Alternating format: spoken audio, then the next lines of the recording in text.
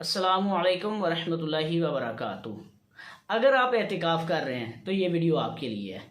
اگر آپ اعتکاف نہیں کر رہے کسی وجہ سے تو اپنے دوست احباب رشتہ دار جو اعتکاف کر رہا ہے اس تک یہ ویڈیو ضرور پہنچائیں۔ پیغمبر پاک علیہ السلام کے نسبت سے 5 چیزیں اعتکاف کے حوالے سے عرض کرتا ہوں۔ سب سے پہلی بات اعتکاف کی فضیلت۔ کریم آقا صلی اللہ تعالیٰ علیہ وسلم کا فرمان مولا مرتضیٰ شیر خدا رضی اللہ تعالیٰ عنہ سے مروی ہے کہ سرکار علیہ السلام نے ارشاد فرمایا من اعتکف فی رمضان کا حجتین و عمرتین او کما قال نبی صلی اللہ تعالیٰ علیہ وسلم۔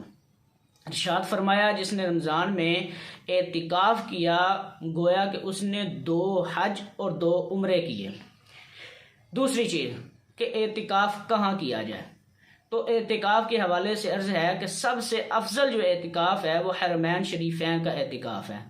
پھر آپ کے قریبی جو جامع مسجد ہے جہاں پہ 5 گانا نماز اور جمعہ ہوتا ہے وہاں پہ اعتکاف افضل ہے۔ اور اگر جامع مسجد میں جماعت نہیں ہوتی تو آپ کے قریبی جو مسجد ہے جو آپ کے محلے کی مسجد ہے وہ افضل ہے۔ پھر جی اعتکاف کن چیزوں سے ٹوٹتا ہے، یہ تو اس میں تفصیل ہے کہ کن کن چیزوں سے اعتکاف ٹوٹتا ہے۔ بس یہ چیز مد نظر رہے کہ اعتکاف میں روزہ رکھنا یہ شرط ہے، اور جس چیز سے روزہ ٹوٹ جائے گا اس چیز سے اعتکاف بھی ٹوٹ جائے گا۔ اور دوسری چیز اس میں یہ بھی مد نظر رہے کہ جو معتکفین کے لیے مسجد کی باؤنڈری مقرر کی گئی ہے اس سے باہر نہ جایا جائے۔ پھر کہ آپ مسجد سے کب باہر نکل سکتے ہیں، تو اگر آپ مسجد میں اعتکاف کر رہے ہیں یا اسلامی بہن ہے وہ مسجد بیت میں اعتکاف کر رہی ہے تو بلا ضرورت مسجد یا مسجد بیت سے نکلنا یہ جائز نہ ہوگا، اور اگر کوئی نکلا اس کا اعتکاف ٹوٹ جائے گا، اس کی قضا کرنا لازمی ہوگی۔